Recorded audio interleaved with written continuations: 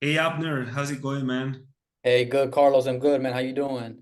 Pretty good, man. I'm glad that I was able to finally learn your name because I still see Jason, and I was gonna say Jason, but then I remembered no, it's not Jason. It's the one and only Abner. Abner, yes, sir. Yes, sir. I gotta actually change that. We've had this issue for so long. Me and my partner share the same account, so we get mixed up, man. But here you go. Put my name here on the screen. There we go. Oh, that's amazing, bro. Love that. So how is it going, man? I'm so excited to hear that you guys locked in your first deal. How was it? Let me know more. Oh man, it was good, man. So we this lead came in middle of January, so beginning of the year when we started getting more traction, right? Mhm. We're a little newer to the Hesel media thing. So the lead came in January 14th to be exact, and she was going through it was a probate case. So she actually submitted her property, and the property she was actually looking to sell first was the neighboring property, which belonged to her father-in-law. He Mhm. just passed away.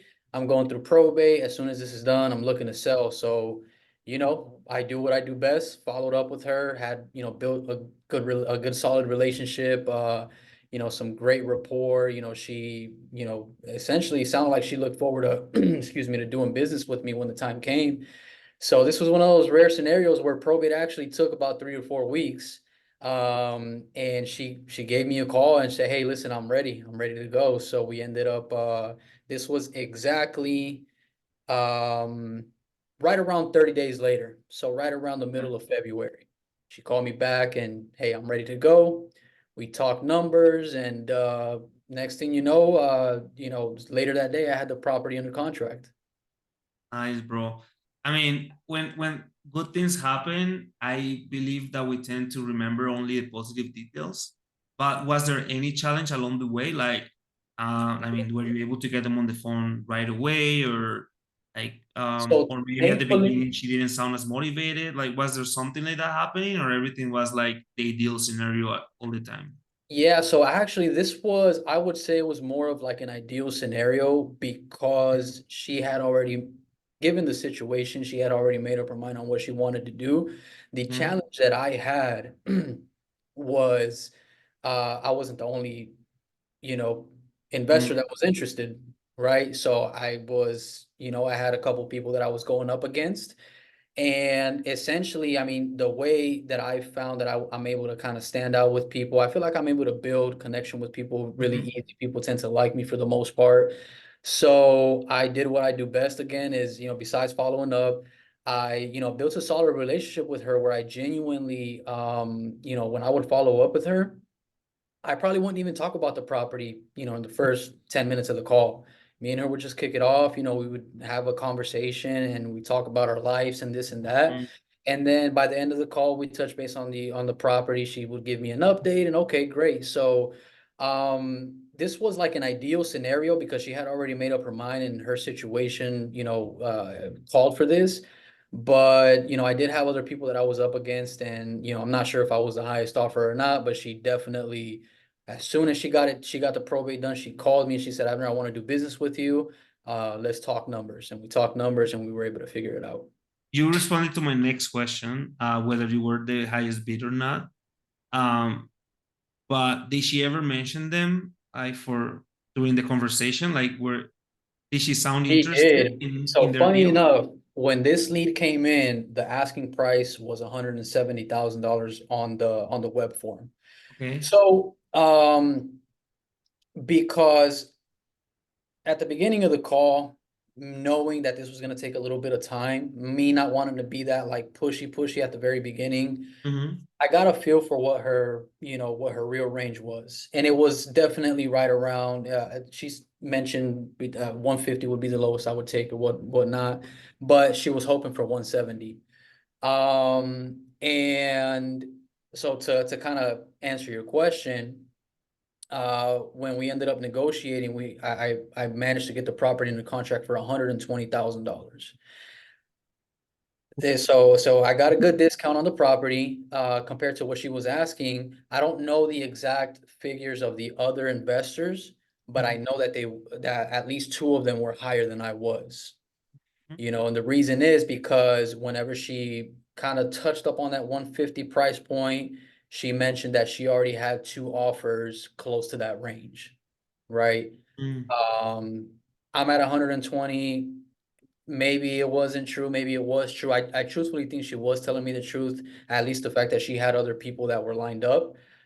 Because she kind of knew what questions to ask me about the mm, process and mm, this and that. So I knew she had talked to somebody, right? mm, But yeah, essentially she was asking 170. I had a couple other bidders higher than me, but because I was able to build the credibility with her of reassuring her, because another thing about her is that she actually, and it's funny enough too, because her primary residence she's living in now, which is next to the one we locked up, is also going to get locked up by me, uh, wow. because she has to go back to Ohio, get some, medical, get surgery, and she has to do it pretty quickly.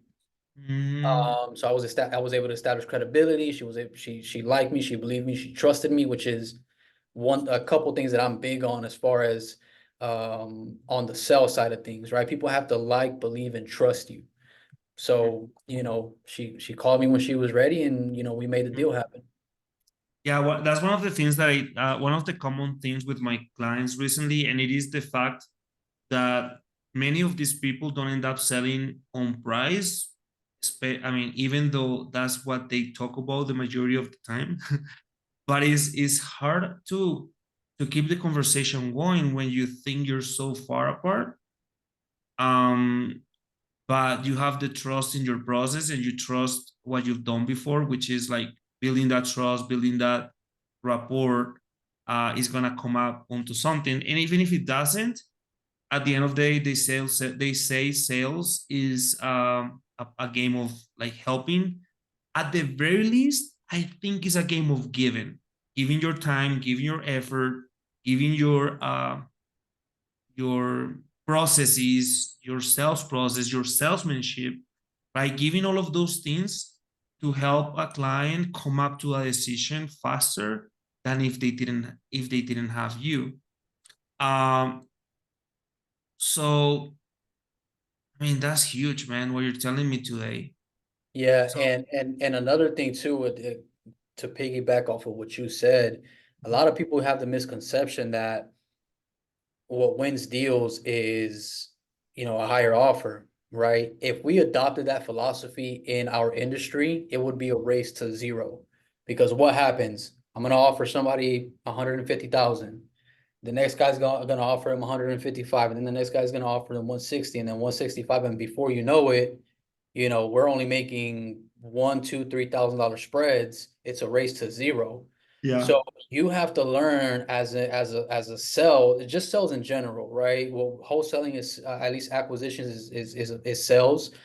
You have to be able to provide value, right?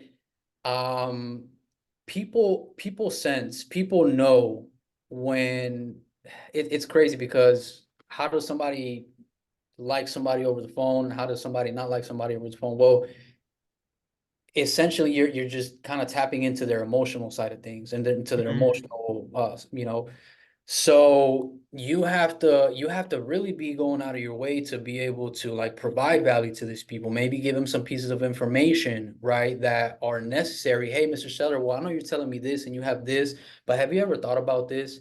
And I know somebody who, was in a similar situation, and I just want to make sure that if you think about that option, that you at least know what questions to ask yourself, or to ask, somebody else who you're potentially looking to work with. That way, you can have a confidence in what you're in the next step you're getting ready to do.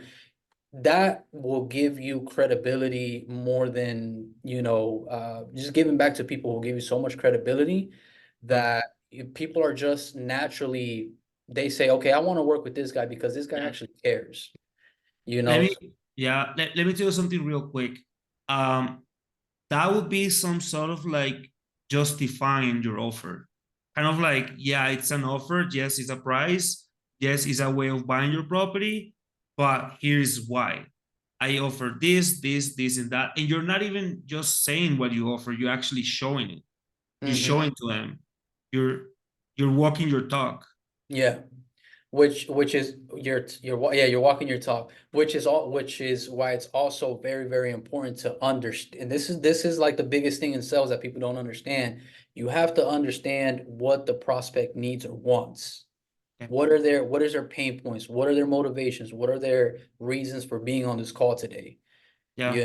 It's like the sell me this pen tactic, right? That we've all heard. Yeah. Uh, Um, you know, it, digging into, I'm not gonna get into that pitch or nothing like that, but it's just tapping into, okay, what are you looking for? What do you need? What do what is that you're looking to accomplish? Okay, this is what I have, right? Yes, this is my offer. And here's another thing that we all have to realize.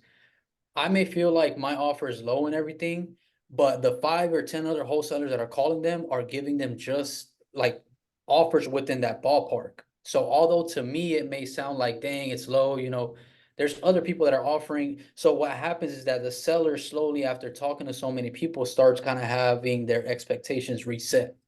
Now he's okay. saying, okay, so now, even though they're asking this price, but everybody else is down here, my offer won't sound as bad, and I've established credibility with the seller.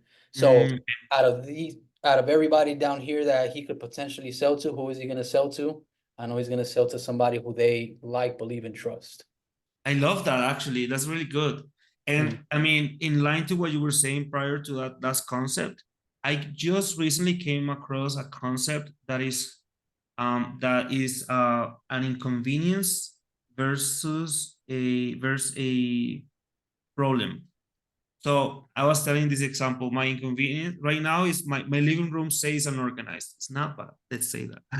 So let's say that my living room is unorganized. That is an inconvenience, right? I go to a kitchen, get something to drink, and I see the living room, and I'm like, oh, this is bad. But my mother-in-law calls me on the phone, and she says that she's gonna visit us tonight, right? All of a Yeah, sudden, that's a problem, yeah, and now I need to solve it. right. So would you say that's something that you've been able to accomplish by talking to the sellers? Like initially, I don't know, my inconvenience is I need to relocate. My inconvenience is I'm having a probate and I don't know who to sell it to, right? But then it turns out that the other problem is that they don't have a trusted advisor or a trusted person to sell the house to. Right. But could be multiple reasons. Have you ever had that experience that I'm telling you? All the time. I was actually having a team meeting with my entire sales team this morning, and I was discussing the fact that deals typically come down to time. If they're gonna end up selling, they have a reason to sell, motivation, pain, or they need to sell, whatever the case is, everything comes down to time and circumstance. Mhm. So let me give you an example. Pre-foreclosure lead. They just get the notice of pre-foreclosure. Yeah, they're not gonna come after me and this and that. And you call them, hey, listen, this and that. Oh no, I'm not interested in selling. Oh no, I'm good. They don't want any help. They're not in a they haven't been put in a position where they need to figure something out. What happens 2, 3 months down the line when the bank is knocking on the door and saying, you got 30 days, you got X amount of days, we're not playing. Oh, let me call Abner. Let me give him a call. Right? So the situation was there, the motivation, the situation was there. His motivation wasn't there at the time, but the problem was there. Mhm. They just chose to bury their head in the sand for as long as Yeah. possible, hoping that nothing was going to happen. And then when it finally started coming together, now their motivation shifted. They have to do something. You either do something or you lose your house. You get a hit on Yeah. your credit. You essentially walk away with nothing Yeah. and more and less. Let me ask you something. Have you ever heard of the concept? And that's a concept I also came across really recently. Mhm. And it is the concept of vertical questions as opposed to horizontal questions. I've never actually heard of it like that. Could you explain that to me? Yeah, absolutely, bro. And I'm gonna tell you this, and I'm pretty sure you've had a situation like this, so I would love an example, Uh-huh. right? So basically, horizontal questions, you think about it like a horizontal line, right? You're gathering data on the surface level. So things like, the questions, you know how to ask them, but the data could be something like, yeah, I'm selling in 3 months, right? Or like an example that you said, I'm gonna have to sell no later than 3 months, because that's when the bank is gonna give me a final notice, right? That's not for sure, but there is a good likelihood that that's gonna happen, right? The next thing could be, but I'm not gonna sell with an agent. I hate agents. I hate visits. My experience with an agent has been really bad in the past, right? They were not lucky. Yeah. And so on and so on. So you're gonna get, with horizontal questions, you're gonna get those hard facts, right? And that's, in those hard facts is where the inconvenience is, I mean, shows up, right? Like, okay, it's an inconvenience right now that I'm in pre-foreclosure, right? It's an inconvenience that I don't want to do it with an agent, but I really don't know how to sell my house, right? Um, and that's an inconvenience, right?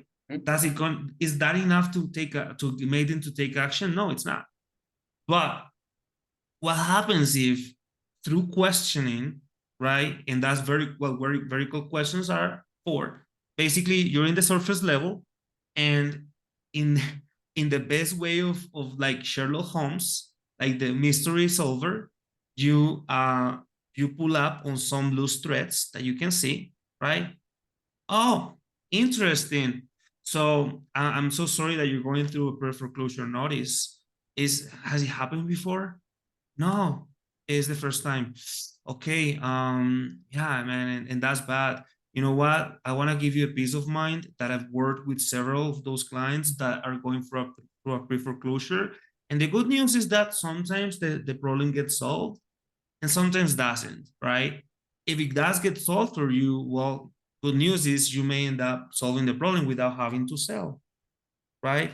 Right. But have you thought about what would happen if you don't solve your problem and in 2 months you get a notice that the bank is ready Mm-hmm. to foreclose on the home? So those are your vertical questions, your Those are vertical, vertical questions. So you're pulling threads. 100% all the time. So It's you're basically, what you're doing is you're bringing that problem that was going to happen 3 months from now. You're bringing it to the present time, and that's how you build credibility. But who knows? Maybe you can accelerate their decision to sell to you. So you 100%. you do have examples like that. Oh man, I mean, look, any situation that you come across, you want to essentially you want to ask deeper questions, Mhm. right? Understand what their problem is and what consequences have came from it and could come from it in the future. So definitely asking deeper questions. Can I give you an example? Man, I have so many examples. I mean, most of my calls that are qualified, the type of leads that we want, you know, the deeper questions are just a must, so I always ask them. I mean, it's kind of second nature to me. Mhm. So like, for example, with the pre-foreclosure situation, again, it really depends on their situation, where they're at mentally with everything and whatnot. But hey, Mr. Seller, have you like, I know you're telling me that, you think this is all going to go away and the bank is not going to come and do, but have you ever actually thought about like what would happen if they knock on your door one day and say, "Hey, listen, you got, 2 weeks, 3 weeks to get out of the Mhm. property because we're gonna like." Have you ever like, what about your kids and your family on, you know, I mean, I would hate for that to happen, Mr. Seller, and by all means, we're here to try to, avoid anything like that from happening, right? Just things like that. And then painting the Mhm. picture of what, because eventually they're going to get to the point. If they don't do nothing about it, they're going to get to a point where they have to do something. You paint the picture, right? um you don't want your credit to get shot. You don't want to lose your house, walk away with nothing, this and that. maybe at first they won't really think anything of it, but once they actually start seeing what's Mm. actually happening, holy shoot, Abner told me about this, So you know? that's how they you get the credibility because they see whatever they you told them that it was gonna happen. Right, because Okay. they know that, we know why we're contacting you. We know like this is what we do. So we know exactly how these things go. I'm not here to convince you against your own will. Mhm. I'm here to just give you information, which is one of the biggest things for me is give information. And in that situation with the pre-foreclosure, give them a couple scenarios, paint the picture. Hey, well, if this ends up happening, let's just say the bank gives them a demand letter or something. Um, Keep me in mind, right? Because it's not gonna go away. They're gonna keep pushing for it. And when eventually when the day comes, oh crap, like they just want to be rescued. Who's their superhero and who's their superhero that knew what was gonna happen before it even happened? I am, you know. I love that. I love that, man. Thank you so much for your insight, bro. Like I really meant when I said let's shoot for 10 minutes for this success call, but I just found it so interesting that I was asking more questions. To kind of like start wrapping up, can you tell me more about the numbers? I mean, I already have an idea that the asking price was 170. You locked it up for 120. What are you looking at in terms of the ARV, for example? Oh man, so this one was a little bit unique because initially so this is a funny thing about it, right? When we got it under contract, we were under the impression that we were dealing with a, normal single family home, and it was that plus a detached, um, it's a two-story structure. Bottom floor is a garage, and the top floor is a one apartment with its own Okay. utilities and everything. So this went from being a single family to a potential duplex or Wow. income producing property. So what we thought the ARV on it was gonna be, two in the low 200s. It's actually a lot higher than that. Wow. Um, we still have to get like we're kind of not sure exactly what the actual ARV is on it yet, but it's definitely higher than what we thought. So, we've been I think the same day that I locked it up, man, we had five people blow our phones up and Wow. bidding on the property. So it's looking like a home run deal. Wow, bro. Congratulations. Thank you. So you guys are gonna sign it. That's great. Yeah, we're Um, gonna assign this one. Yeah, that's the game plan. but at any point was like creative financing or innovations part of the potential solution or not really? For this one, no, Okay. because one, she needed a quick turnaround time, so she needed to close fairly quickly. So with novations, we typically like to give at least around 60 days, and Mhm. if we're not gonna get that, then we don't want to we don't really want to go that route. As far as creative finance, not really. She's looking to cash out. I mean, she's older. She has, she needs surgery. She needs to have, medical procedures done and whatnot. Move back to Utah with her family. So, for this one was just a cash deal from the beginning. Okay. And everything was on the phone, right? You didn't visit the property or anything. Never visited the property after we locked it up. Obviously, we did our walkthrough with our boots on the ground that we have in that local market because we're in Orlando. This was in Fort Myers, so it's about a 3-hour drive. We have a team of people we've worked with in the past and realtors, and they walk the property for us. So I have not my team has not stepped foot into the property, but we got pictures and inspections done and all that good stuff. So um, you know we're not looking to step foot in that property. Just go ahead and wholesale it. Man, that's amazing. Congratulations again. I Thank you. guess I'm gonna ask you a question that I don't know if you want to answer, and it is based on the initial bidders on the property. What is the minimum that you would say you could make on as an assignment on that one? The minimum, like worst case scenario. Worst case scenario,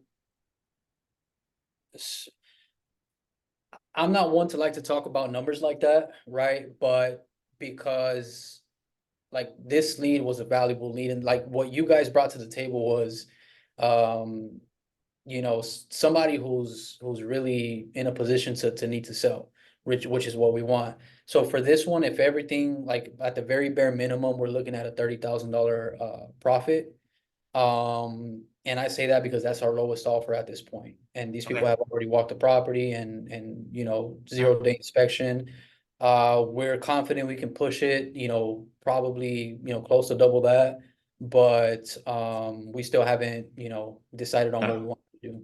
No, I'm okay. I was really okay with the minimum. So thank you for sharing like the very best one. And the reason I like to ask that is because I know that, I mean, you're in the wholesaling business and wholesalers tend to not like to predict the future. But it was an easy answer based on your already receiving offers, right? On the Yeah, offers you already 100%. received. Yeah, So I'm more than happy with that. And trust me, I have a bunch of people that would love to get even 30. You see, yeah. I mean, it's not because they're not getting that, but also because, I mean, we know that it takes experience to get to an average of like 20-25K in assignments. Hmm. That is, it takes experience, and it also takes the right type of motivated sellers, right? So that's the reason that you and I meet every week, right? To come Yeah. up with, like, to make sure that we're aligned in the strategy, to make sure that um, the leads are coming in, the best quality, the best quantity of leads come in, and also to make sure that your sales metrics are healthy, because as long as the sales metrics are healthy and you're focusing on the process, the results are going to come in. See what I'm saying? And I'm so glad that the marketing channel is starting to is like showing up what it can do, all the potential that it has for you. How are you looking at the how are you thinking about the future right now? Like, what is it? What do you see in the future for you guys working with Hesel Media? Oh man, so I mean, just recently we ended up going into new markets, so different states. It's the first time we step out of the state of Florida, Wow. and so I mean that was kind of the first short-term goal, if you will, with outbound marketing. So we were able to do that, within what 3-4 months of us beginning this whole journey with you guys.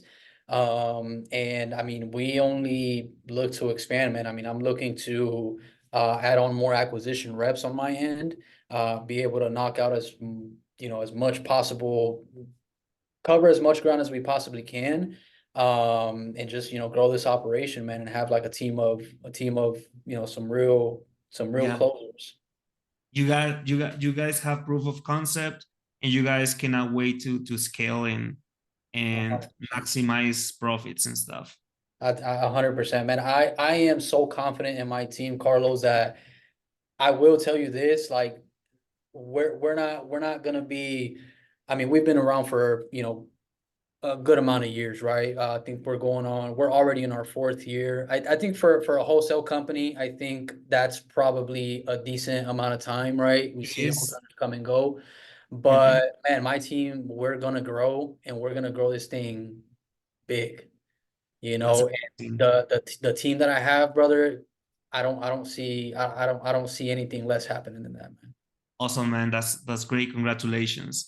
Thank you. They say that, I mean, Alex Hormozzi says this, that confidence comes from growing evidence that you can get things done. You see what I'm saying? That's the real confidence. I mean, you of course you need to somehow fake it until you make it, but the real confidence, the confidence that can like freaking crush it and take it off the ground to the space, that confidence comes from gathering evidence. And I'm excited that you're seeing all of the quality of the leads, the quantity of the leads going outside of your comfort zone to the first goal of expanding. Congratulations on that. My last question for you, real quick, will be this: what would you tell to someone being on the fence of starting with Hesel Media? Oof. What would I tell somebody who's on the fence about starting with Hesel Media? That's a Yeah. good question, man. I mean, I have a lot of answers to this. I mean, it really kind of depends on where you're at right now, but my team, we essentially wanted to, our goal when we started with Hesel Media was to be able to Essentially, so when we started with Hesel Media, there was a lot of crackdown on outbound marketing, cold calling and text and stuff like that. So we had to make that pivot, that change, right? This inbound marketing is completely new to us. We were uncertain of, do we know what we're doing? Like, are we just kind of, but we were willing to, we were willing to take a chance, right? And, we came across this at one of our boardroom masterminds about this opportunity here, and we were like, you know what, the time is right now. So a lot of our concerns, a lot of our, rookiness, if you will, like just being new to this, you guys have really held our hand through the whole entire process on a week by week basis. So if all I could say is this, it works, right? And if you can talk to sellers and if you can close deals, you will make money doing this marketing strategy. Love It's that. not about forget about that it's a new marketing source, forget about everything else. One, your team is gonna help us with all the front end stuff, with the advertising, the marketing, and our KPIs and everything. If you can close deals, man, I mean, it's you're gonna see a return. Love that, man. That's amazing. I mean, that's an answer that I'm pretty sure someone is gonna wanna hear. So thank you so much for sharing this stuff with me. Congratulations again on this huge success. Keep it up. I'm pretty sure that we're gonna be getting into new success goals pretty soon. And I don't know, the sky is the limit, man. Let's just keep going. Let's keep adding value to you, and I'm pretty sure that we're gonna get to all your goals for sure. 100%, man. I'm looking forward to being part of your top growers and your, within your guys's, company and whatnot. But yeah, man. I mean, I encourage everybody if you're thinking about it, it's definitely a good thing to get into, man. But yeah, Carlos, man, it was good talking to you, man. And if I can help in any way, I'm right here. Awesome, man. Really highly appreciate that. All right, Thanks. all right, brother.